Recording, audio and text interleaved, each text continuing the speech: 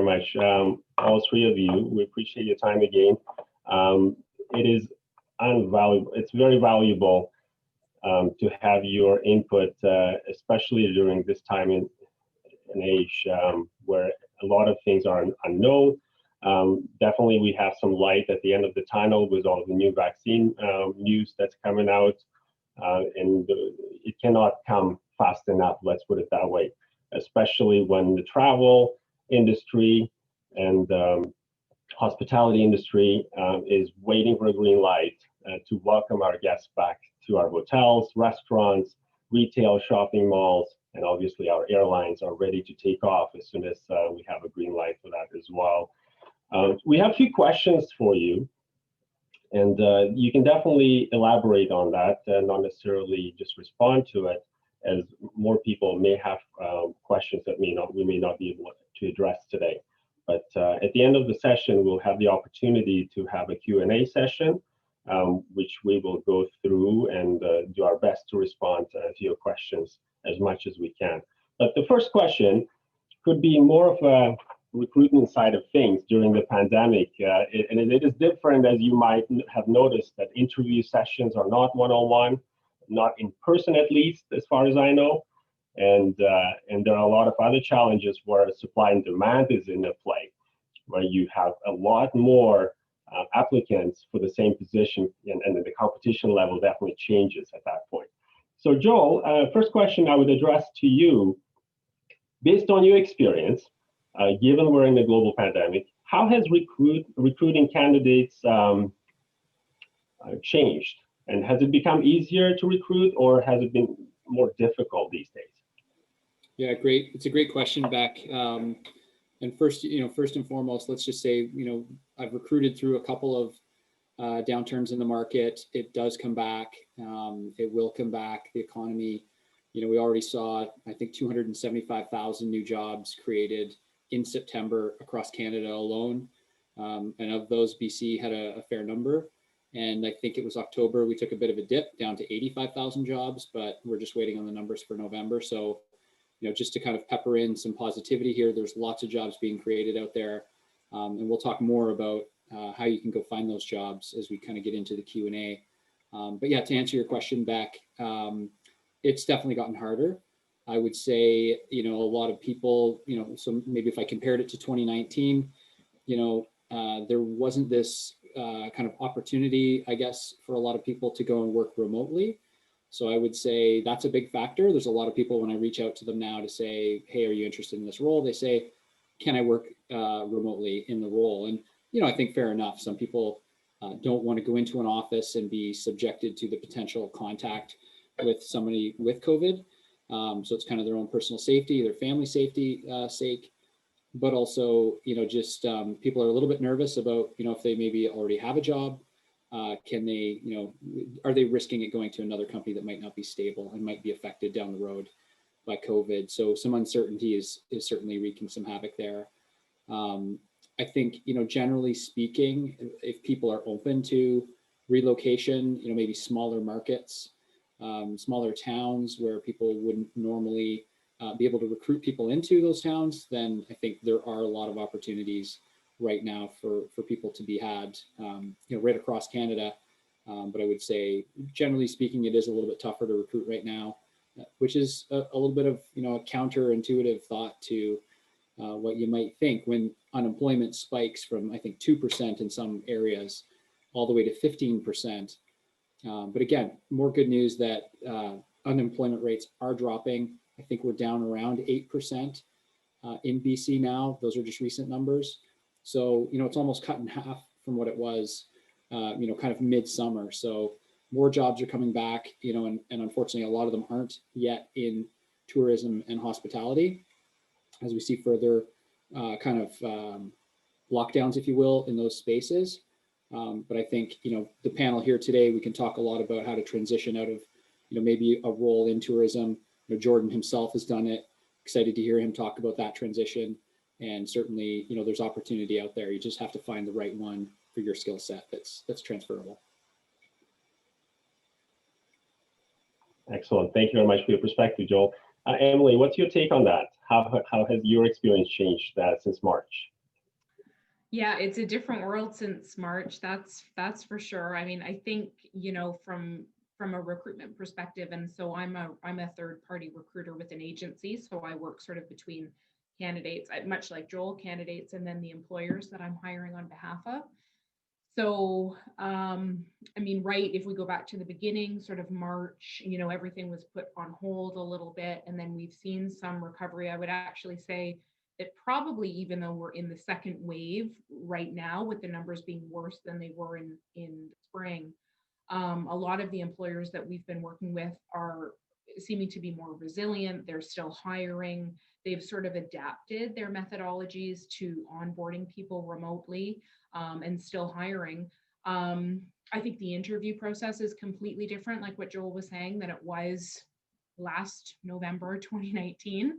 So lots of phone interviews, lots of video interviews, lots of social media recruitment. So I think, you know, just from an online presence perspective, you know, if you're a candidate, a job seeker, making sure that your LinkedIn profile is really complete and up to date and professional looking.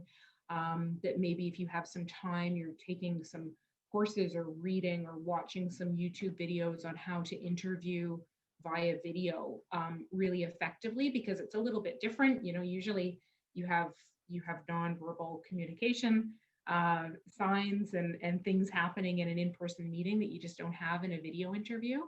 So just and practicing, you know, even if you have friends or family, that you can sort of have somebody ask you some questions and practice that format to kind of get comfortable.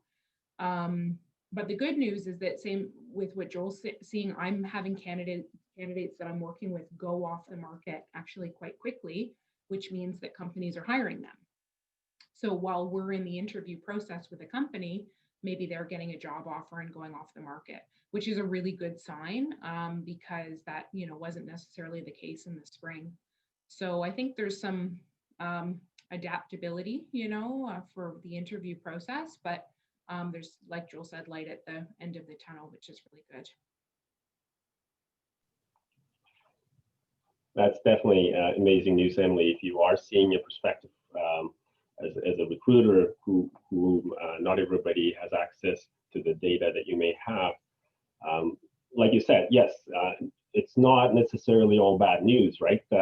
Certain industries like airlines or hotel business or restaurants, local retail, non-grocery retail, I would say, because I think retail stores are doing quite well this year. But to that point, Jordan, I think you come as a right person who can give us a perspective, as you have been in hospitality long enough and worked in a lot of big name hotels in the area. You have also decided that, you know, this is not going to be a short term, or at least you may have some other reasons for making the switch to different industry. How did you feel about changing? Well, let's put it that way. What did you have to change? What did you have to shift in order to be appealing to different industries, like you are in the IT industry now? Yeah, I mean, it was definitely nerve-wracking for sure, leaving an industry I'd been in for over 10 years to go to a brand new sector. So I was definitely nervous, but it was challenging in some ways because, like Emily and Joel touched on as well, the interview process changed so much, right? I was really used to having in-person interviews, and I found that I had an easier time building rapport in person. And then we had to pivot, and all of a sudden, all of the interviews were via Zoom. So I really had to, you know, try to do some research immediately and find out how to be most effective in Zoom interviews. And you know, I owe a lot of it to practice for sure. What I did while I was interviewing for the tech companies was I would jump on a Zoom call with a friend and, you know, go through some questions that I thought I'd get asked, just to feel more comfortable on camera and, you know, having the interview process digital instead of in person. So I think that helped a lot. But with that being said, a lot of the skills that I learned and I had in hospitality, they did transfer over to the tech industry.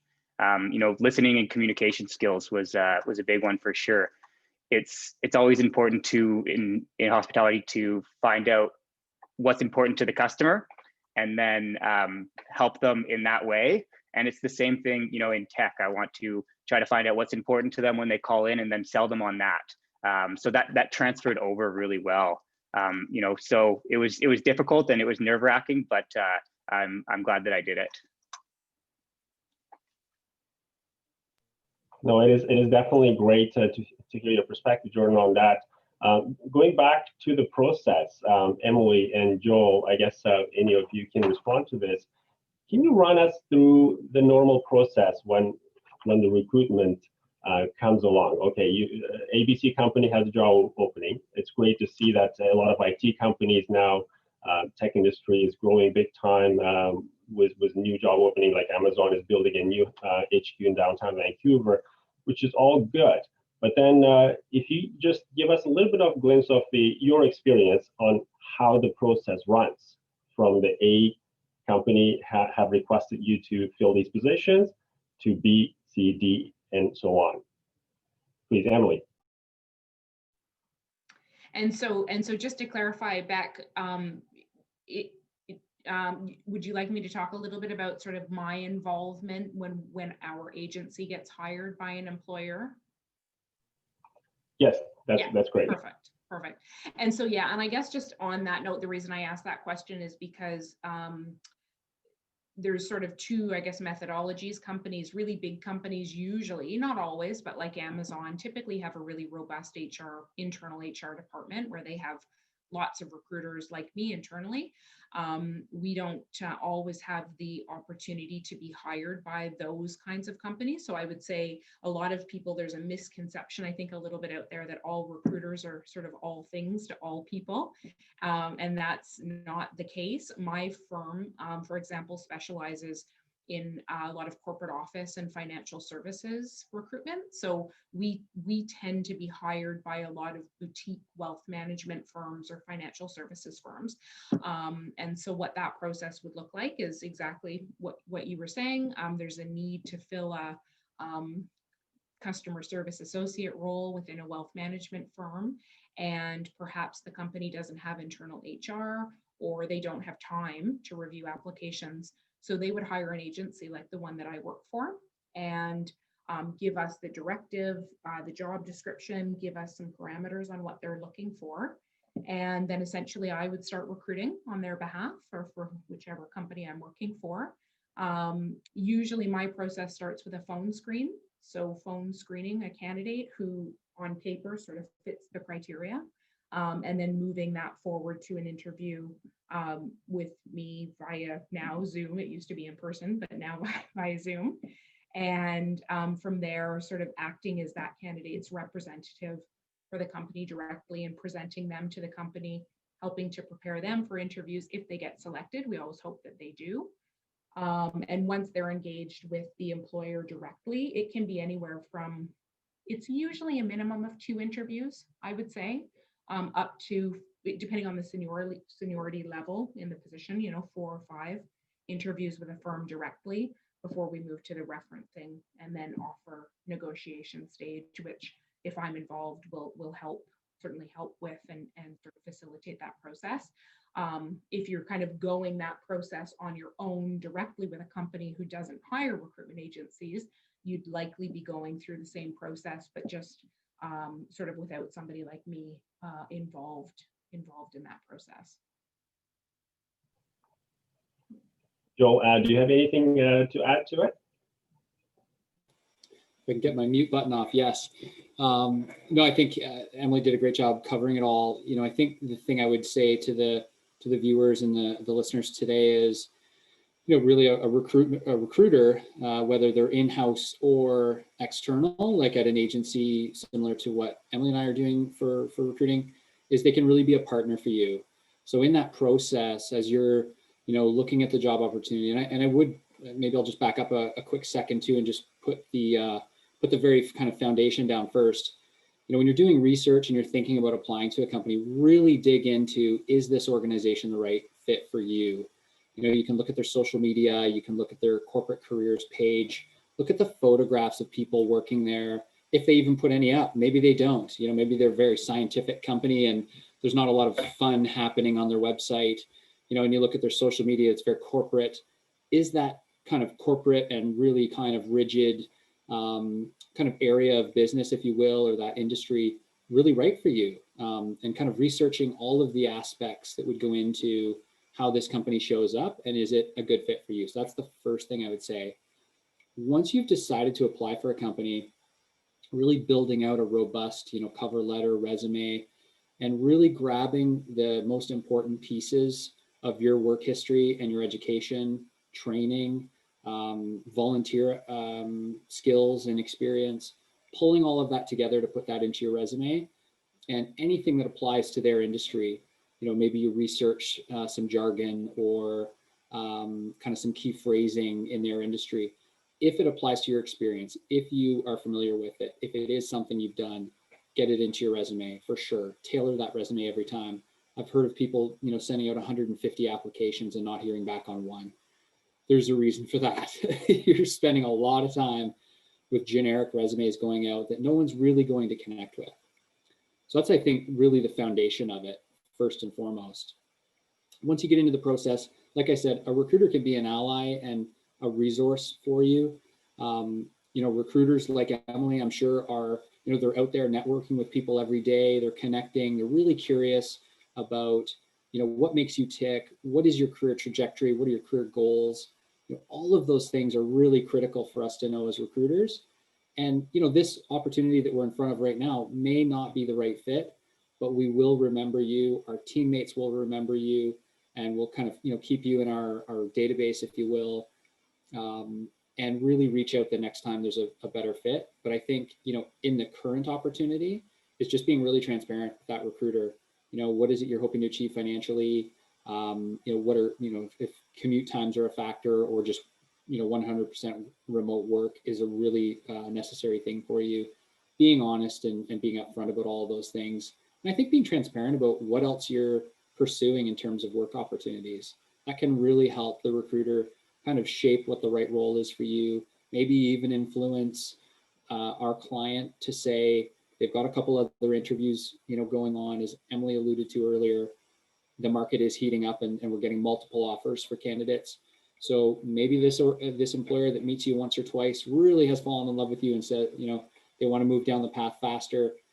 So, we can expedite that if they know that there might be some competition there. And really all it ends in is more offers and more opportunity, I think, for the candidate. So it's a great thing. But yeah, from there, I think, Emily did a great job of, articulating the steps in the process and how you might engage a recruiter. And I was actually just going to piggyback, Beck, if you don't mind, I like, Joel, what you're saying a lot about really being really clear, I guess, number one, having a good understanding of what you are looking for.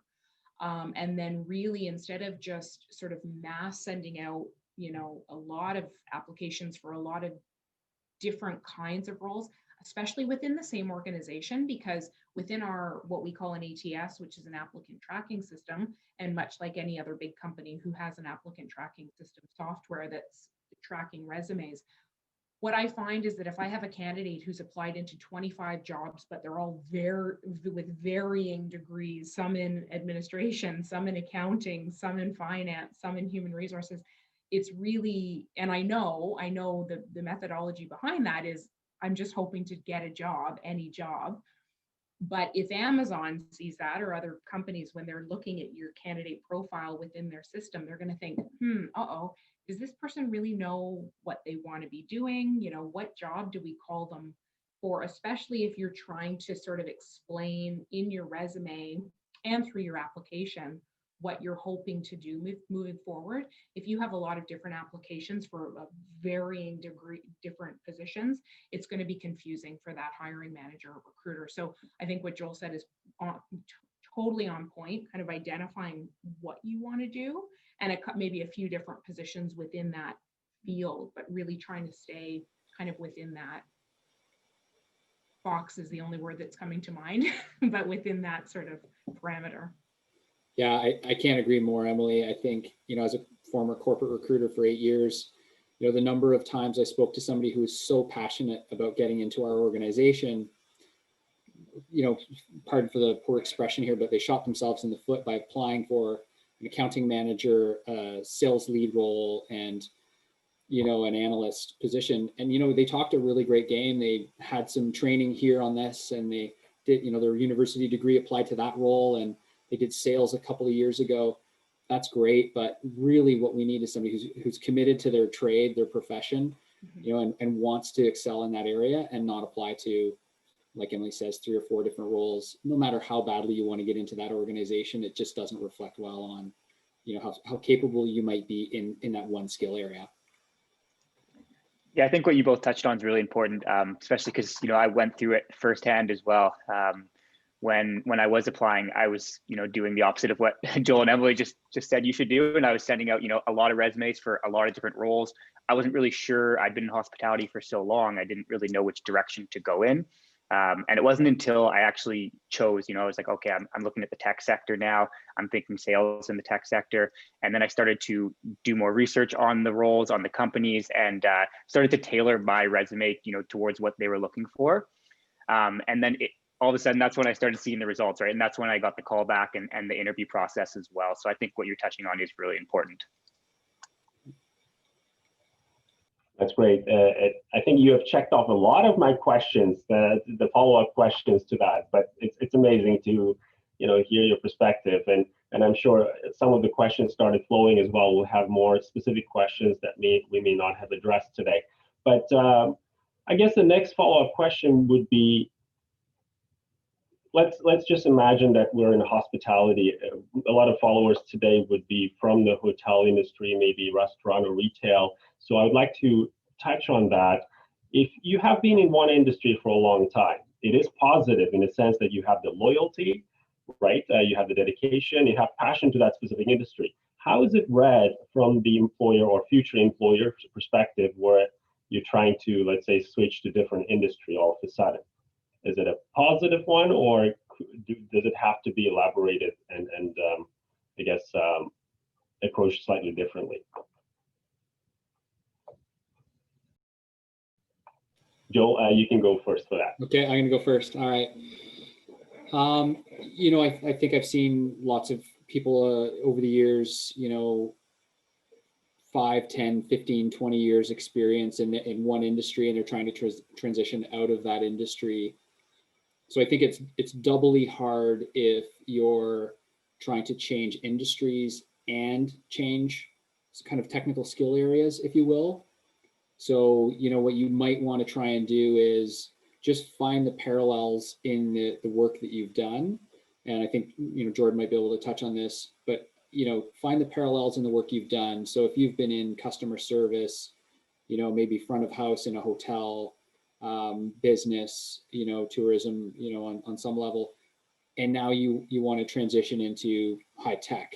So maybe the right approach is, you know, customer success roles, customer service roles, entry-level sales positions, you know, something where you're using a lot of those skills that would parallel, where you could, you know, be in an interview, show your passion, show your, you know, maybe tell stories about successful sales projects you worked on, or really enlighten them in, you know, areas of, you know, how you wowed your customers and really brought just a world-class customer experience. And they'll see that, you know, the recruiter or the hiring manager will see parallels. And I think it really kind of bridges the gap between industries. Not everyone that gets into software sales, you know, loves software and wants to, you know, be an engineer. So they're always looking for new kind of diverse influences and experiences from candidates. And so again, if you're looking at it from the perspective of bridging industries, try and find the parallels in your specific skill set. And you might even be able to find some bridging opportunities between industries. So I can't think of one off the top of my head, but you know, you might find 2 industries that aren't too far off of hospitality, as an example, that you could find, you know, commonalities, you know, if it's seasonal work or what it is. But again, finding those bridges is really going to help the person paint the picture to say they'll be successful in our role, in our company. Emily, what do you think? Yeah, I think again, just spot on. There are so many transferable skills from the hospitality sector that could be transferred into so many different industries. Um, Again, I do a lot of recruitment in it for administrative roles, and I work with career receptionists, career executive assistants, career personal assistants, career office managers, as well as people who are working in administrative assistant roles, but may have a different trajectory over time, but they sort of use that position to kind of get in the door and work a couple of years and work their way up. And quite often I've had clients say to me, you know, even somebody who comes from, if they don't have the skills in finance, or if they don't have the skills in this sector, you know, if they come from the hospitality background and they know how to speak to people and they have a good communication skills and they're friendly and they're polite and they have good writing skills, all of these things are, you know, are skills that are definitely developed within the hospitality sector. Those are the skills you want to be highlighting, especially if you can identify in a job description that those are some of the key skills that the employer is looking for, and really bringing that to the forefront in your resume, really bringing that to the forefront in an interview. Don't assume anything that somebody is going to just know that you're good at those things. Tell them and tell them again and tell them every time you interview. But yeah, in terms of sales positions, you know, phone call center positions, there's some really great companies out there. O2E Brands, who is an umbrella company of many different companies, and they have big call centers where they look for folks who can provide really great client service to their customers. Human resources is another area that I see a lot of people actually from the hospitality sector moving into. And I think through Work BC, there are some programs out there that offer, if you've gone through a layoff, some sort of retraining funding or sort of educational reimbursements, where if you are looking to become retrained in a particular area, there might be a little bit of reimbursement for coursework to sort of pivot. Joel, you're shaking your head. I think you have some addition to it. You're on mute, Joe. I'll get this mute thing figured out. No, just fully in agreement. Emily made some great points, and I think, yeah, there are going to be opportunities out there for different resources to help you kind of retool, reskill. Yeah, Work BC is one of them. Innovate BC.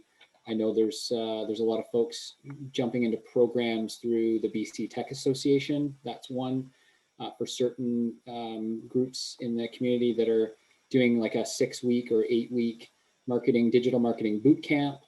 You know, some people are even going back to school. They say, well, you know what, this is a great time to go and get, you know, increase my education, get a new, you know, entirely new diploma or certificate or degree. I know that happens during pandemics, or sorry, I shouldn't say pandemics, during recessions regularly. But sometimes you just have to put food on the table. And so, you know, that's where some of these other resources like Work BC and, you know, just getting back to work is the most important thing. So, you know, looking for opportunities to do that. Can I offer just a quick, can I offer a quick success story, Beck? Just, I recently, thank you. Thank you. I recently placed a gentleman in, now was in the hospitality industry for probably 20 years, transitioned probably about 5 years ago into human resources, and has been sort of making his way into a managerial role. And so I think, actually, just going back to your last question, I think, yes, you know, does it look good on somebody's resume to have years and years and years in the hospitality sector, and does that show loyalty? And I would say yes. And then more recently, you know, he's had a few job changes every couple of years, which demonstrated sort of his career progression in human resources. And actually, he did a really good job explaining that to me when he and I interviewed, because he said, I know I look a little bit jumpy, you know, because I've moved every couple of years, but, you know, I started as an HR assistant, and then I moved into a coordinator, and then I moved into a generalist. And he and I were interviewing, you know, for an HR managerial position. So he explained himself really well in terms of why the more recent job changes in HR, he said, I've kind of started my career in my mid to late 30s. And, here I am now in this new chapter. And, he got the job. It was a tough competition. He went through lots of rounds of interviews with highly qualified human resources, other managerial candidates, went through some really complex testing for a really big organization. And he landed the job, and it's really nice to see somebody like that, kind of doing and he loves it. He loves the field that he's chosen, and is obviously doing quite well. And one of the things he said in the interview to me, and then to the client as well, to the employer, was, he said, so this job was dealing with a lot of different employee bases. So, you have to be really adaptable with your communication style. Maybe you're dealing with plant workers and site workers if it's a construction company, and then, C-level executives.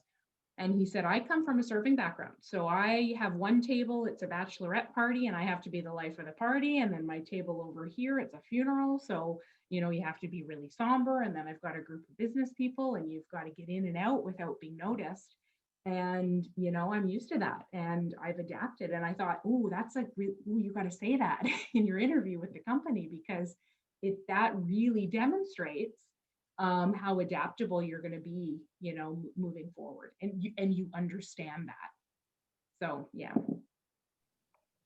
It's great that you bring this up, because as everybody knows, hospitality is a very fast-paced environment, right? It's a 24/7. It never stops. You have to deal with different circumstances, and every day is different. There's a reason why people stick around, not because of the high-paid position, because you can definitely get higher grade by going to a different, let's say, tech industry or pharmaceutical and so on. But then people stick around because they have passion to the industry.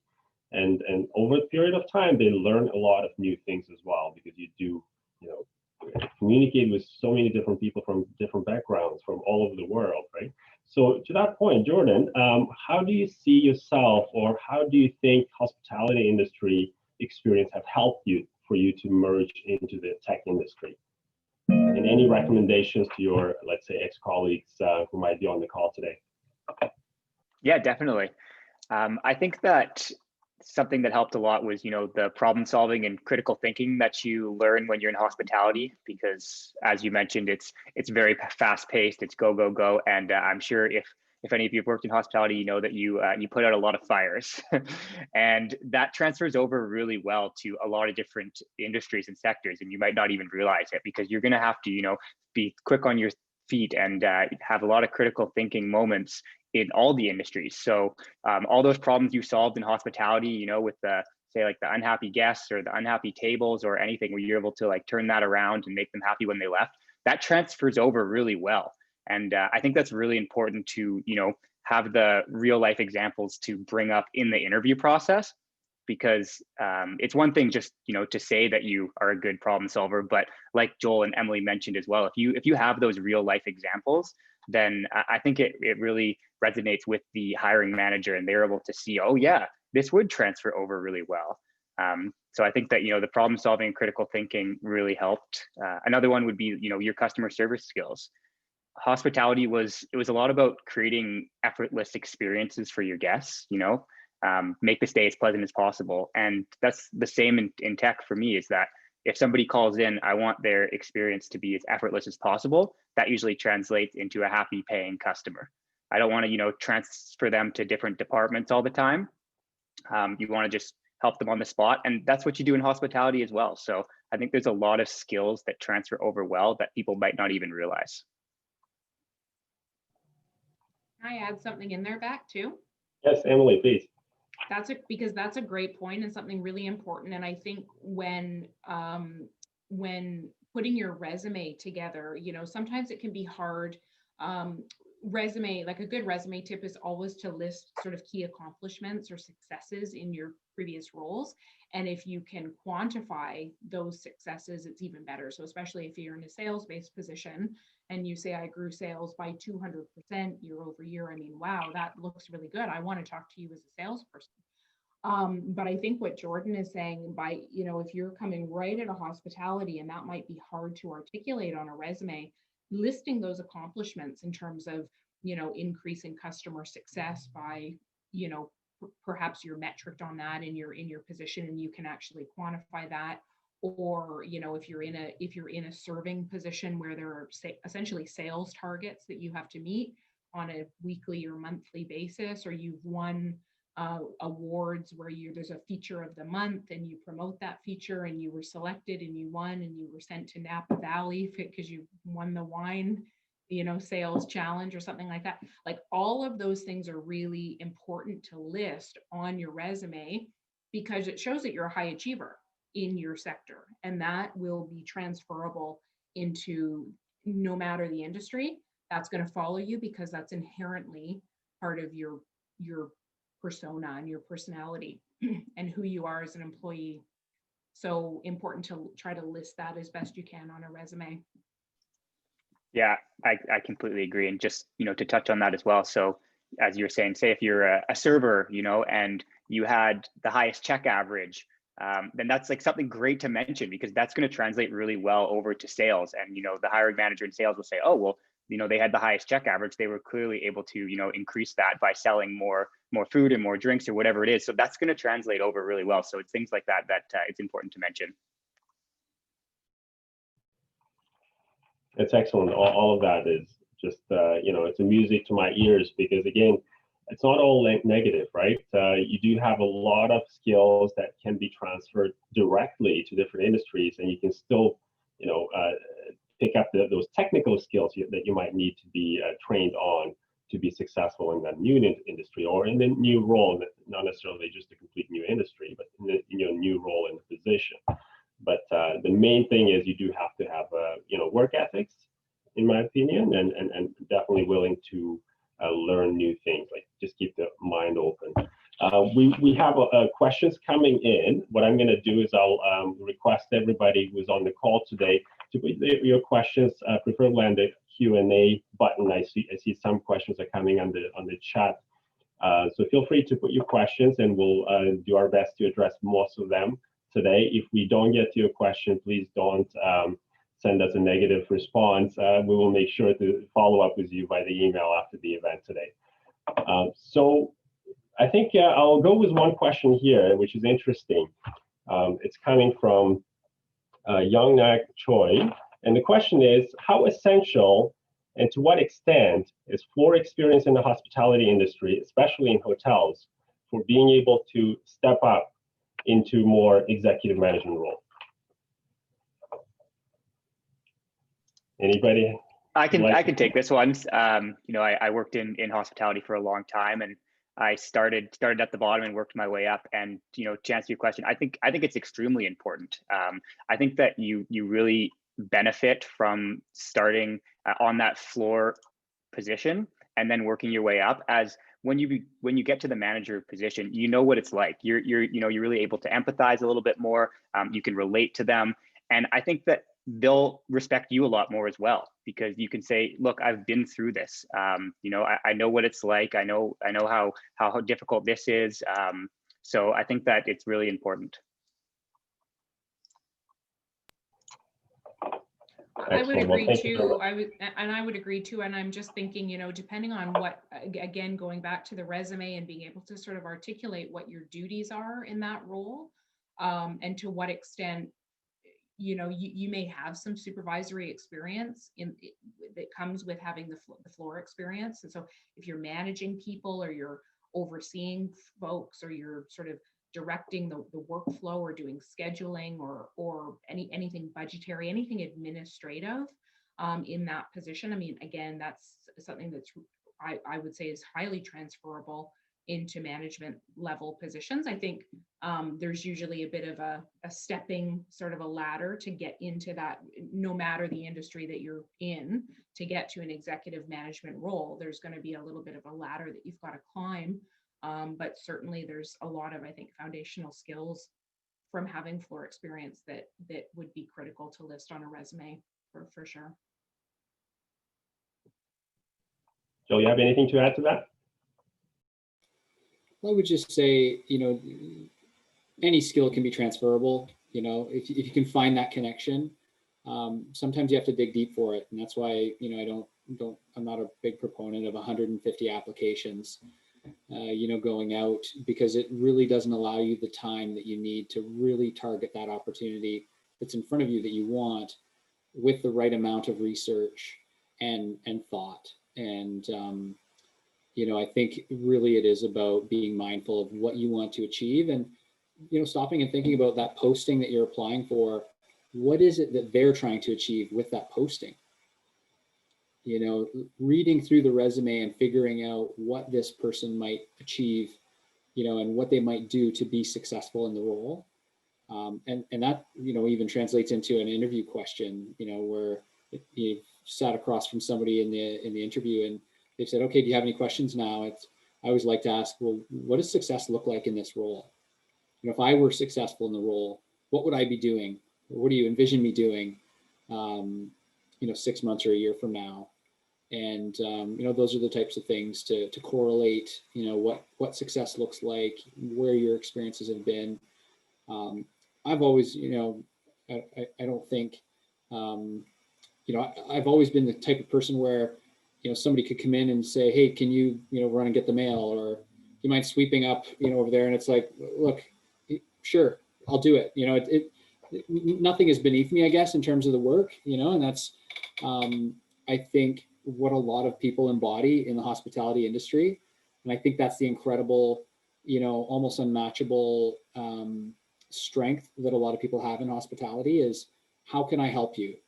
And I think when I think about my friends that are in hospitality, the incredible, gift that they have of this undying passion to make sure people are happy and taken care of, and, feeling good about themselves. That's, you can't get that in everybody and every industry, I don't think. And so, rely on that, leverage that, and really show that you care about their customers, as you're in an interview process. And I think people will gravitate towards you. Thank you. Thank you all for the detailed response. I think it has answered the question really well. The next question is very interesting, because we think about the current employees, let's say in the hospitality industry, who have been affected, but how about the new grads, new students who had very high hopes for their career in the hospitality industry, right? So one of the questions is actually coming from the recent grads, and Maria Bushman states, hello, recent tourism grad here. Obviously, the hospitality industry is not hiring at the moment, or at least most of it is not. What would you say are good roles to step into, which could be transition from successful into, and hospitality industry downline once things normalize? So I guess which industry, the question is, which industry would you recommend the new grads to transition to? Emily, would you like to respond to that? I'm going to do my best. So we're talking about maybe what kind of a position could somebody take now for, say, the next year or two, that then perhaps they can transfer back into hospitality when things normalize. I mean, I almost want to say it's kind of probably the same as what we're saying, kind of transitioning from hospitality into something new. You'll always be able to, if there's something relatable, sales or client service or, over the phone support positions. Again, I think you can very easily take those skills that you've been utilizing for the next, year or 2 years and transfer it back. And I think when we do return to some normalcy and the tourism sector does come back, I mean, wow, they are going to be hiring like crazy. And so, not to say that your skills aren't going to matter, but I mean, they're going to have to hire so many people back that, they're going to be, desperate for applications. So I think that I think probably that's not as concerning. I mean, I know for hospitality, they're looking for people who are client service focused and have good communication skills. And I think it's a very logical explanation to say, I was a recent graduate in 2020, as you can imagine how that went. And I've been working the last, year as a receptionist in company X, in whatever industry. But as you can see, I'm a graduate, in the tourism and hospitality sector, and I'm really keen on working in that industry and developing my career there. Here are the transferable skills I've been utilizing for the last year. But I think that's very explainable, and anybody who's in hospitality and tourism right now, and certainly in a hiring position, will be completely empathetic and have an understanding for what the situation, has been this year. So I hope that sort of answers it a little bit.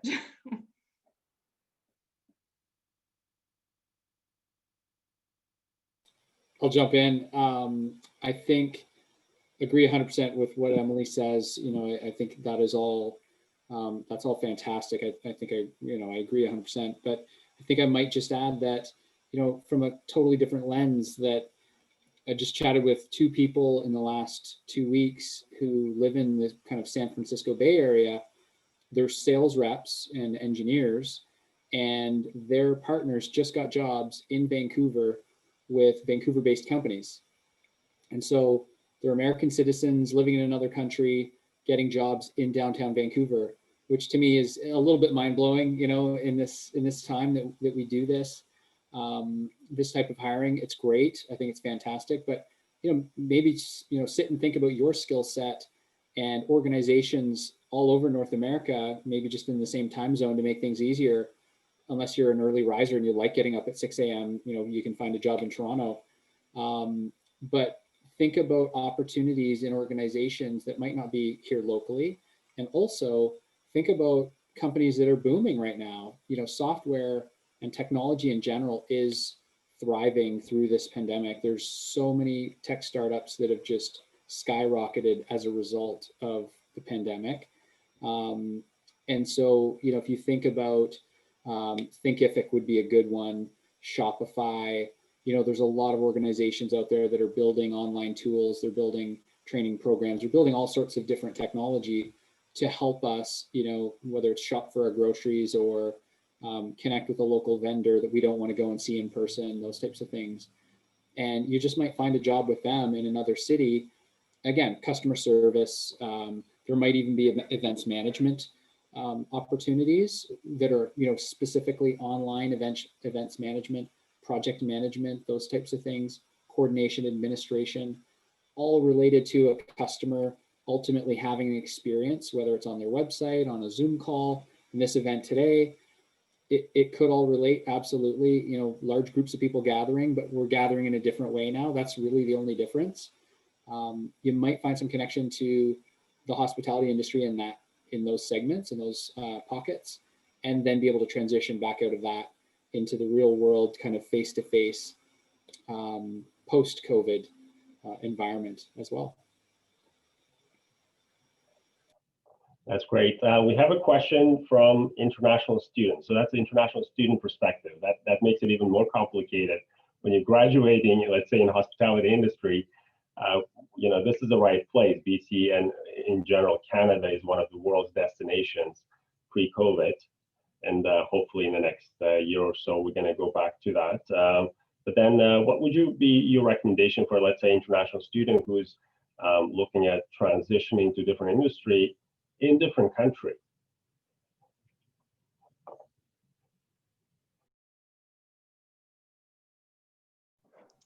I'll jump in here. That's a tricky question. It's more challenging for sure. Again, I think, but not impossible. I mean, again, I think you've really got to capitalize on the transferable skills, whether that be from your education or from any experience. I mean, presumably if you're, working in one country and you're looking to work in another, there still will be transferable skills from one job to another, from one industry to another, and from one country to another. So again, I think just sort of really being able to articulate that clearly on a resume or to a hiring manager when you're speaking with them or in an interview, I think the research that you have to do and the preparation that you have to do and the work that you have to do on your application and in your cover letter and in your resume will probably be a little bit more intensive than because you will be competing with local candidates for that particular position. So, you know, you've kind of got to go the extra mile and use those client service skills to really demonstrate how you can go above and beyond to be that person for the job. But I think it means really having to put in more effort than maybe what you would have to do if you were in the same industry in your city and you have a big network and you know a lot of people. It will be more challenging. So just being really cognizant of how you're presenting yourself. Thank you very much. The next question is specifically to the hospitality and tourism industry. One of the participants is asking, how do you see the future of the hospitality and tourism industry in the wake of COVID-19? In what area and has the pandemic been potentially permanent setback? And in what areas has it opened up new opportunities for the industry? Jordan, would you like to touch on that as having more experience, like hands-on experience in hospitality? What do you think would be the projections there? You know, I think that it's a great question. It remains to be seen for sure, but I think that it has a bright outlook, especially because, you know, with COVID happening, it's affected it so much, but I think it's also made the hospitality industry learn that it needs to adapt a little bit. So I've seen, you know, hybrid meetings popping up all the time now, you know, virtual conferences. So I think, you know, before when there was just, you know, a lot of in-person conferences and that didn't exist.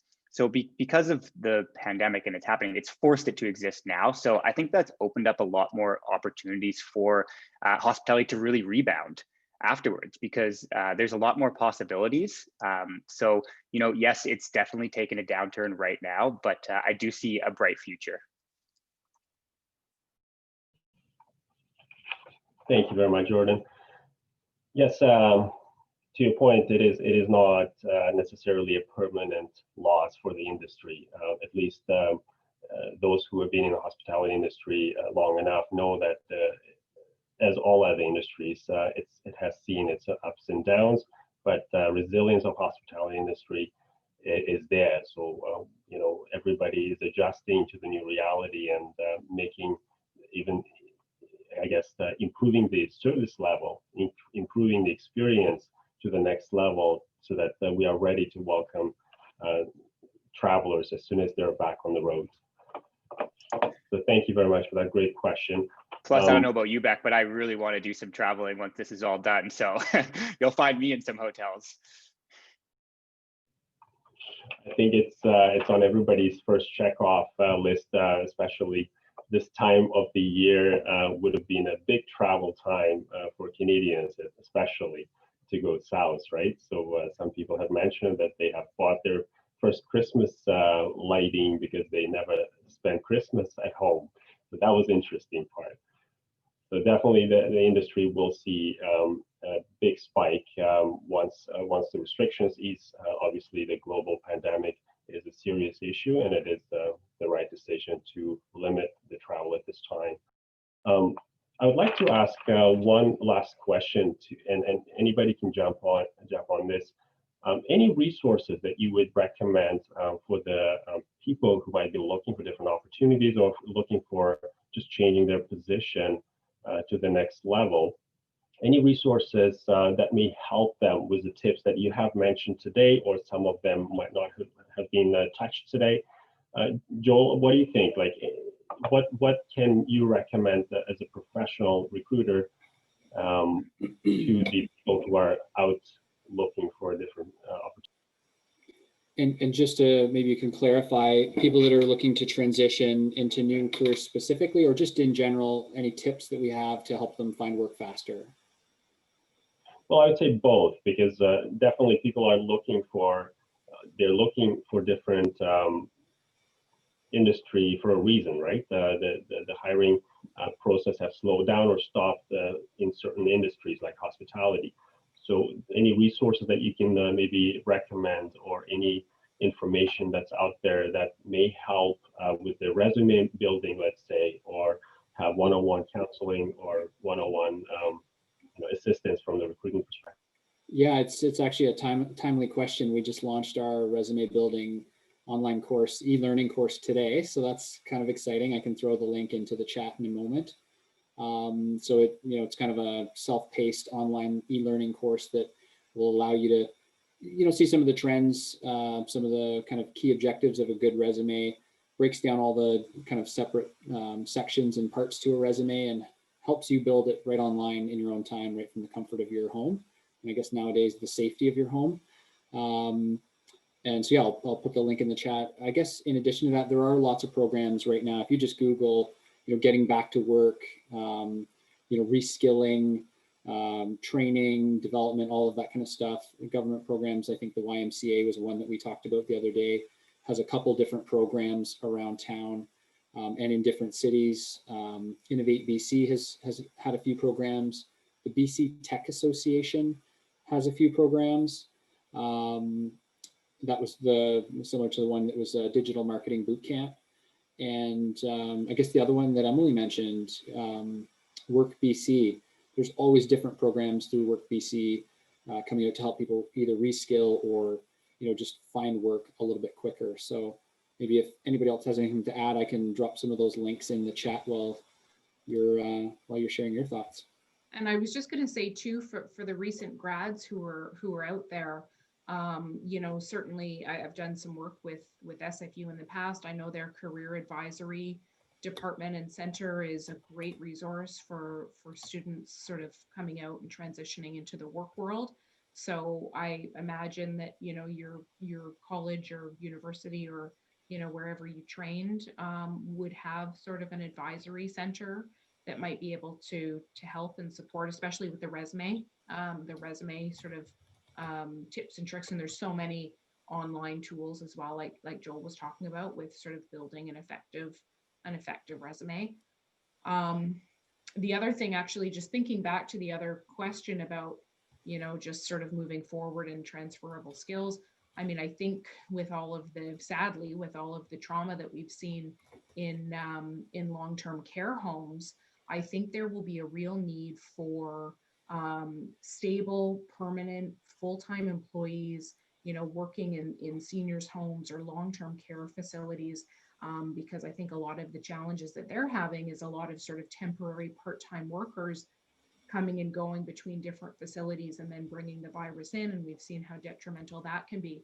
And so, even if somebody was interested and was transitioning away from hospitality and tourism, and maybe doing a little bit of retraining on nutritional consulting and sort of supporting, a long-term care facility from either in the back, from a kitchen, or putting nutritional guides together for the residents, or certainly providing that customer service to the residents themselves. I think we'll see over the next few years some investment, probably at the federal level from government, into some of these maybe private homes. And there might be some job opportunities there for folks who are, interested in that. I know that's a little bit specific line of work and not everybody's interested in that, but there may be some opportunities there. And just to add to that, in terms of resources, I think that your network is a great resource. So, not just sending LinkedIn invitations, but try to maybe take some people out for virtual coffees, I guess it would be these days. Whether that's, if you're a grad student, maybe some of the graduates from last year, or maybe, some old colleagues, and pick their brain and see how they're doing. And so I think that referrals end up being, you're 40% more likely to get hired if you had a referral. So I think, using your own network is extremely important as well. And I'll say, I think the stat also shows that you're 30 or 40% more likely to be successful in that new role if you were referred to the company by a friend. You already have a bit of a snapshot of what it's like. So I put all the links into the chat. Hopefully everyone can see the chat box just down in the very bottom there. BC Tech programs, the Work BC link, feel free to connect with me on LinkedIn. That's my LinkedIn profile. And then check out our new online course for resume building. That goes to our website, and you'll find it on our blog. You can learn a little bit about it and see if it's right for you. Thanks for having us, though. This has been fantastic. No, we really appreciate it. We're out of time, but I would like to say one thing though. That you have a big heart to make your your valuable time to spend 1 hour with us and share some nuggets that will definitely help our industry professionals and people who might be just recent grads from the local universities and colleges. So we really appreciate your time. We'll definitely follow up with some of the questions that we haven't gotten to via email and accumulate the resources that Joel have mentioned and Emily have mentioned via email as well. So feel free to follow us. If you have any questions, contact us at info@connectwithburnaby.com. We'll be very happy to connect you with the right people and also help you as much as we can, as all of us are volunteers, and we hope for the best to the industry and to our colleagues, and hope you will be enjoying the holiday season safely this year. Don't see your group of friends, but definitely make sure that you have a FaceTime or a Zoom call to say happy holidays to everybody. Well, thank you very much, Jordan Houston, Joel Peterson, and Emily McNamara for your time, and we'll definitely be in contact with you again. Thanks. Thank you. Have a wonderful rest of the afternoon. Bye-bye. Take care, everyone. Thank you.